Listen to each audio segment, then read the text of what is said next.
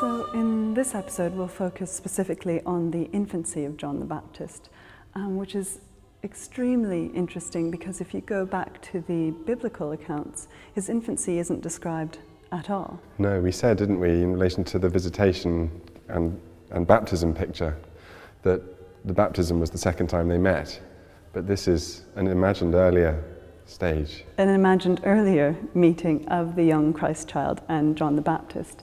And as a subject for painting, really only by the 15th century does it become popular. And that's because there was an author, a Dominican author called Domenico Cavalca, who must have sensed a sort of absence in the literature. And so he actually wrote a life of John the Baptist in the first half of the 14th century. And this becomes a major resource for artists. And they get all these wonderful anecdotal details about what the Baptist got up to. So I thought I'd bring you down to look at this Garofolo painting. It's a painter from Ferrara in Italy, and he paints this Holy Family in about 1520. And you can see everyone present. You can identify the Virgin on the right-hand side holding the young Christ child. And on the left you have both Elizabeth and Zacharias and the young John the Baptist, here with this wonderful headdress and flowers. He's obviously got a way with animals too, because he's got a bird in his hand, hasn't he? Yes, actually that bird is a goldfinch. A symbol of the passion of Christ and the Exactly. suffering of Christ. Yes, and that's because it was believed, according to tradition, that goldfinch swooped down as Christ was carrying the cross up to Calvary and plucked a thorn from the crown of thorns embedded in Christ's forehead and was splashed with his blood. And so that's how the goldfinch receives that splash of red. That adds a new dark undercurrent to the painting, doesn't it? Yes. So on the surface, perhaps all sweetness, where the young children are about to embrace, but then you realize that actually the young child is reaching for that goldfinch held by John the Baptist. That ambiguity is very, very moving in a way, because he's got a rather knowing face, as if he's wise before his time, and he knows what's to come, even at this tender age, and both fears it and knows he must also play his part in preparing Christ for it.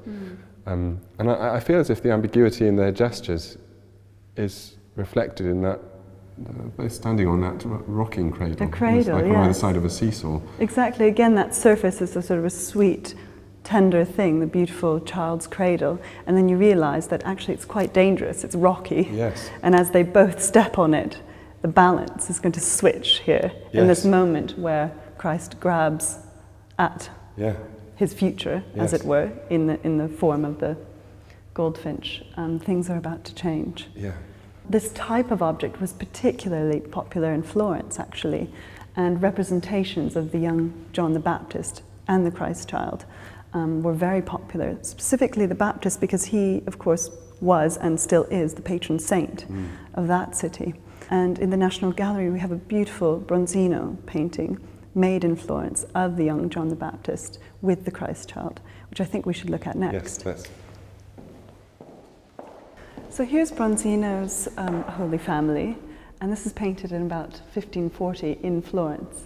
And this is really kind of a nice example of that tradition, of that popularity of the young John the Baptist. It's the family contracted. John is really included in the embrace of the Virgin along with the Christ child.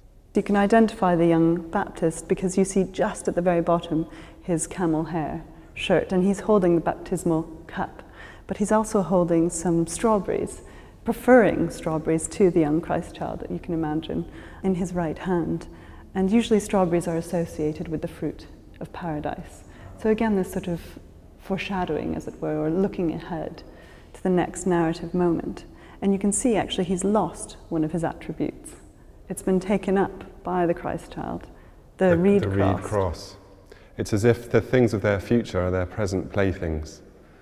And just as in the Garofolo that we looked at a moment ago, where the goldfinch was a foretaste of things to come, all of these different things are anticipating their future. The flowers, the garland of flowers that the Christ child has on his head, does that anticipate the crown of thorns? I think it must. So again, something sweet, but we, the beholder, are completing the picture. We know that there's more. Yes, as soon as we see that reed cross, we think of the crucifixion. And as soon as we see those delicate, sweet flowers, perhaps celebratory flowers, we think about another crown that the child will wear. Something, a quite interesting detail that's hard to make out, but in the upper left-hand corner you see in the landscape, there seems to me to be some sort of monastic complex. It's not part of the story, but yet it sort of anticipates the time after both the Christ child and John the Baptist and Elizabeth and the Virgin are dead. This will be the continuing, the remembering of that tradition through ritual, through prayer, the commemoration. While Cavalca doesn't mention these monastic buildings in the early life of John the Baptist, he does mention that the young John was actually present at the Nativity of Christ. Here at the National Gallery we own a picture by a Sienese artist called Soroma that actually represents this very scene, and rather sweetly also includes the shepherds and, in the very distance, the imminent arrival of the Magi. Gosh, so the full cast of characters. It's a rather packed composition, yes, very unlike, for example, our Leonardo's Madonna of the Rocks, which really restricts it down to the main key players and focuses instead on the very close, intimate relationship between the young Baptist and the Christ child.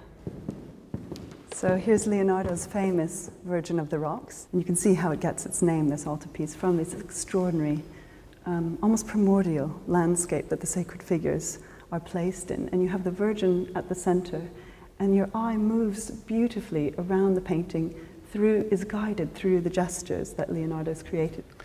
I love the way the Virgin is reaching her arm over and sort of protectively encompassing the young Baptist, but she also seems to be presenting him to the Christ child here. And you can see that at a later moment, probably by Leonardo himself, he realized that the similarities between the Christ child and the Baptist were such that he had to add additional attributes to distinguish them a little bit. So we have the inclusion of the halo on the Christ child and the Baptist, but also the addition of the cross slung over the young Baptist's shoulder. The similarity of these two figures becomes an It might issue, have been a problem for problem viewers, in exactly, case. so we had to distinguish them a little bit further.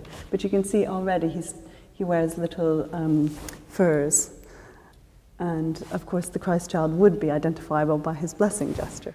It's almost as if in that gesture of recognition and blessing, he's acknowledging something that he will later in his life utter, that this figure, John the Baptist, is more than a prophet.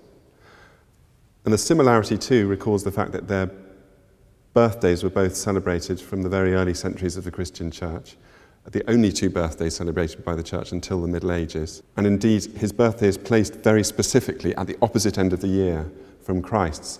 So significant was he. So his is a sort of summer Christmas. It's on the 24th of June, 6 months away from Christmas Eve.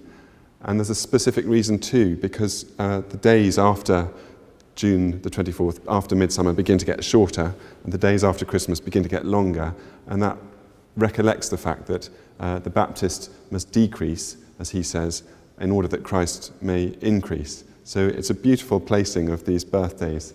And as I look at these two children, I'm put in mind of the beginnings of their lives, their births. This landscape is extraordinary, and no one really, other than Leonardo, sets his sacred figures in something so otherworldly. But it does call to mind a time before humans populated the earth, before they started their constructions. And I wonder if there might also be some allusion to the wilderness. Yes, it's outside time, as it were, untouched by human artifice, as you say, and yet that's also a feature of the earthly wilderness. And that's where this young Baptist is going to make his way, eventually begin his preaching and finally baptize Jesus Christ. And it's the wilderness that's the subject of our next episode.